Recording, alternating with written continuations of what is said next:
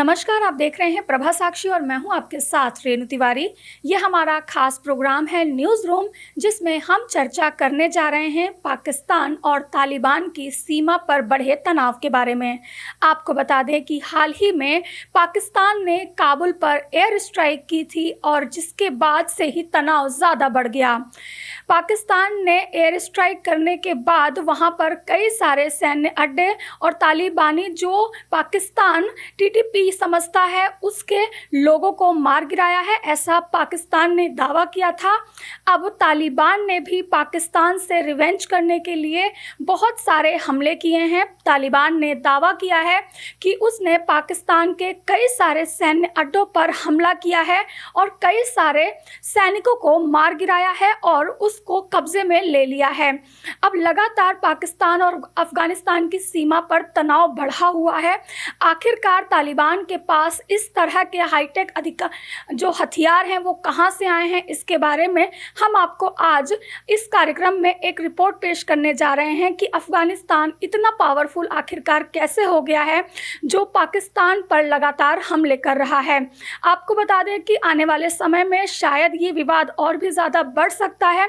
ऐसे में हमें इस रिपोर्ट पर पूरी नज़र बनाए रखेंगे, आपको आगे भी जानकारी देते रहेंगे। आइए देखिए हमारी ये स्पेशल रिपोर्ट। अफगानिस्तान पाकिस्तान सीमा पर तनाव चरम पर है।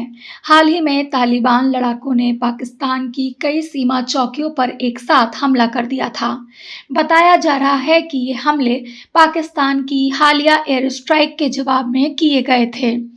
तालिबान ने दावा किया है कि इस हमले में पाकिस्तान के कई सैनिकों को मार गिराया गया और चौकियों पर कब्जा कर लिया गया।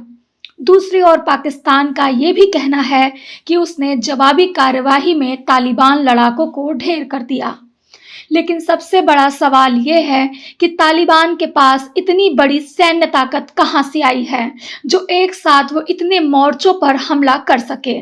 दरअसल ग्लोबल फायर पावर इंडेक्स 2025 के अनुसार अफगानिस्तान, जो अब तालिबान शासन के नियंत्रण में है, की सैन्य शक्ति दुनिया में 118वें स्थान पर है। 1990 के दशक में धार्मिक छात्रों के एक समूह के रूप में शुरू हुआ तालिबान 2021 में काबुल पर कब्जा करने के बाद अब एक संगठित फौज के रूप में जाना जाता है। कुछ रिपोर्ट के अनुसार तालिबान शासित अफगानिस्तान के पास लगभग 1.5 लाख सक्रिय सैनिक, लगभग 1 लाख रिजर्व फोर्स और लगभग 14,000 करोड़ रुपए का सैन्य बजट, हल्के हथियार, रॉकेट, तोपें और अमेरिकी हथियारों का कुछ स्टॉक है। हवाई जहाज या नौसेना की कमी इनकी सबसे बड़ी कमजोरी है। वहीं गुरिल्ला युद्ध में इनकी विशेषता है। अब आपको बताते हैं तालिबान की सबसे बड़ी ताकत के बारे में, जिसे गुरिल्ला वेलफेयर कहा जाता है। तालिबान के पास आधुनिक हथियारों की भले कमी है, लेकिन उनकी सबसे बड़ी ताकत गुरिल्ला वॉरफेयर है। इसके जरिए वे छोटे समूहों में छिपकर हमला करते हैं। पहाड़ी इलाकों और कठिन भूगोल का फायदा उठाकर भी वे किसी भी शत्रु को चौंका सकते हैं। इस तरह ये सेना भले ही आकार में पाकिस्तान की छोटी सेना हो, लेकिन स्थानीय भौगोलिक जानकारी और गुरिल्ला युद्ध कौशल के दम पर मुश्किल से मुश्किल चुनौतियों का ये सेना सामना कर सकती है और सामने वाले के लिए भी चुनौतियां पैदा कर सकती है। आपको बताते हैं कि पाकिस्तान को कैसे तालिबान ने धूल चटाई। रिपोर्ट्स के अनुसार अक्टूबर 2025 के हमलों में तालिबान ने कुनार बजौर, हेलमंद और पंक्तिया इलाकों में कई चौकियों पर एक साथ हमला किया।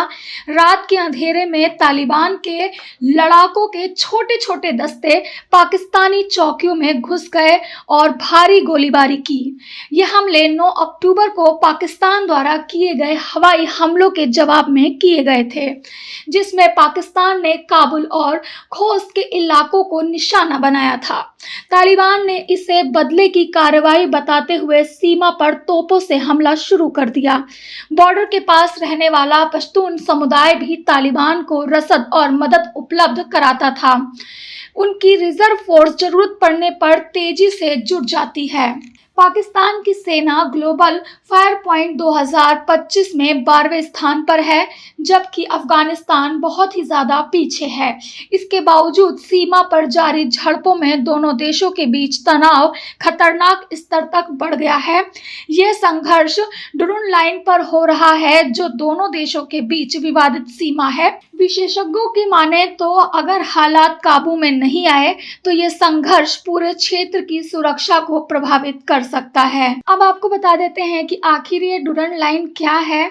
डुरन लाइन अफगानिस्तान और पाकिस्तान के बीच लगभग 2640 किलोमीटर की एक लंबी अंतर्राष्ट्रीय सीमा है। इसे 1893 में ब्रिटिश भारत के विदेश सचिव ने डुरंड और अफगानिस्तान के आमिर अब्दुल रहमान खान के बीच एक समझौते के तहत स्थापित किया गया था, जिसके बाद से ही ये दोनों देशों के बीच अंतर्राष्ट्रीय सीमा बनी हुई है।